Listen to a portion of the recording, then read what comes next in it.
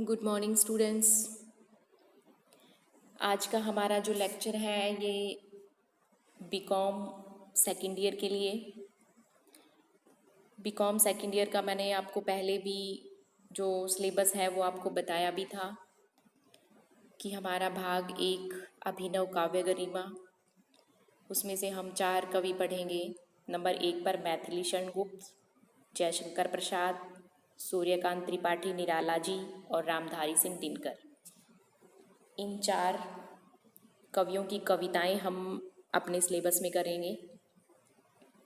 दूसरा खंड हमारा रहेगा निबंध लेखन का। उसमें कई 7 या 8 निबंध दिए हुए हैं, जैसे मानवाधिकार, नैतिक शिक्षा, विज्ञान और औद्योगिकीकरण, दूरदर्शन, समाचार पत्रों का महत्व, ये सभी।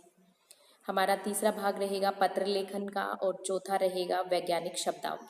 तो ये थोड़ा सा मैंने आपको सिलेबस के बारे में बताया है कि बीकॉम सेकेंड ईयर का सिलेबस यही रहेगा। तो आज हम शुरू करते हैं मैथिली शरण गुप्त की जो हमारी पहली कविता है, मातृ मंदिर। मातृ मंदिर में ये एक मैथिली शरण गुप्त की सुप्रसिद्ध कविता है जिसमें देशभक्ति की भावना अभिव्यक्त हुई है। और कवि यहाँ हमें क्या बताना चाहता है, हम इस कविता में पढ़ेंगे। मातृ मंदिर में भारत माता का मंदिर यह, क्षमता का संवाद यहाँ, सबका शिव कल्याण यहाँ, पावे सभी प्रभाव यहाँ, जाति धर्म या संप्रदाय का नहीं भेद व्यवधान यहाँ। शिव कल्याण भलाई के लिए कहा गया है, प्रसाद आशीर्वाद के लिए, व्यवधान रुकावट के लिए।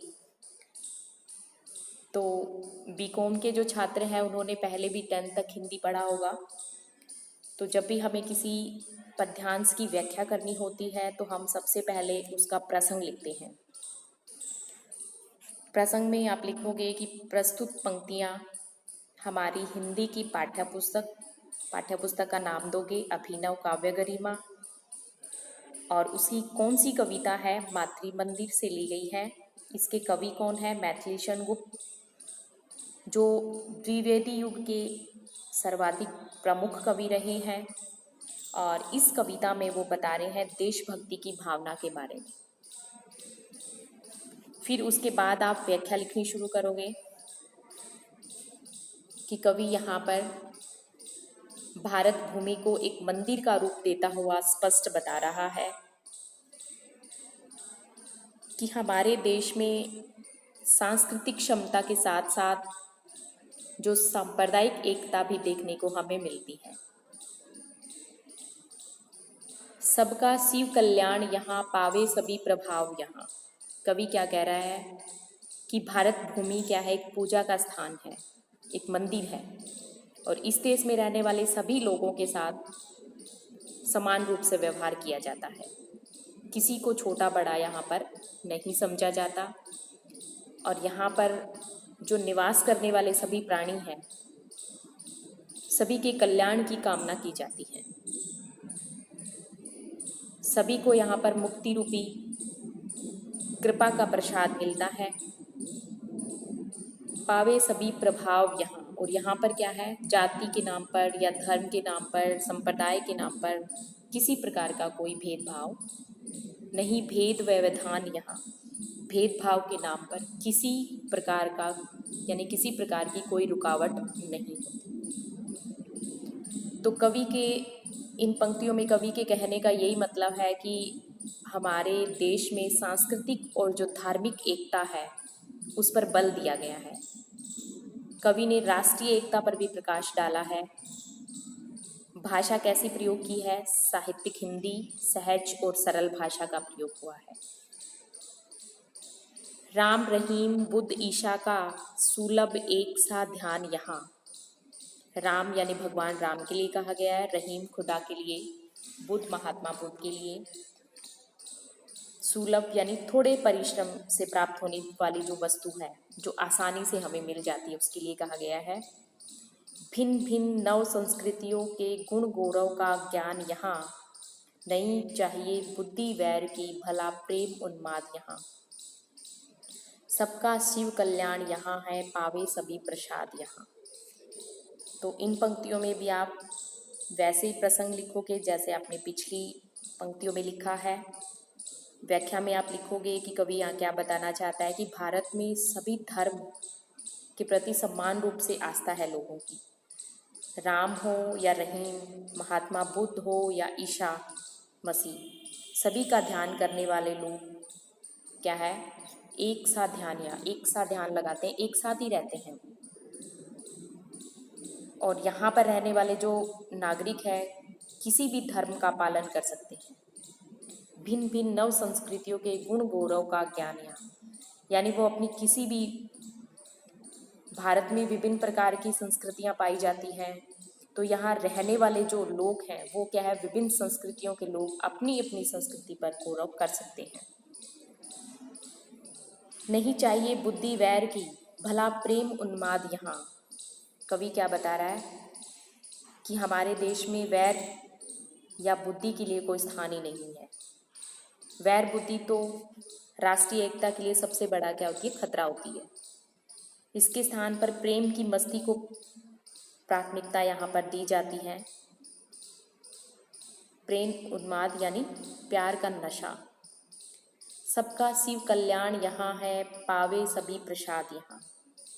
कवि यहाँ बता रहा है कि यहाँ के लोग प्रेम पूर्वक आपस में मिलजुल कर शांति के साथ रहते हैं और यहाँ पर सभी लोगों को मंगल और कल्याण प्राप्त होता है और सभी क्या है, मोक्ष का प्रसाद प्राप्त करते हैं।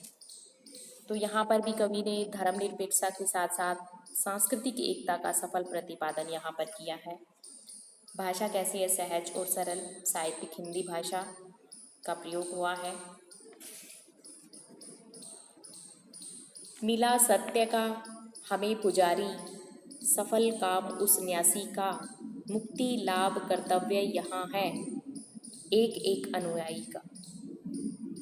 सत्य यानी सच के लिए, पुजारी पूजा करने वाला जो उपासक है, मुक्ति लाभ मोक्ष रूपी प्राप्ति उसके लिए कहा गया है, कोटि करोड़ों के लिए।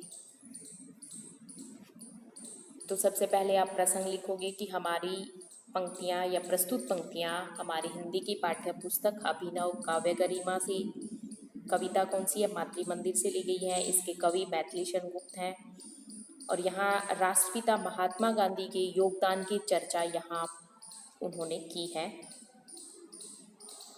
तो कवि क्या बता रहा है कि मिला सत्य का हमें पुजारी, किसके लिए कहा गया, महात्मा गांधी के लिए।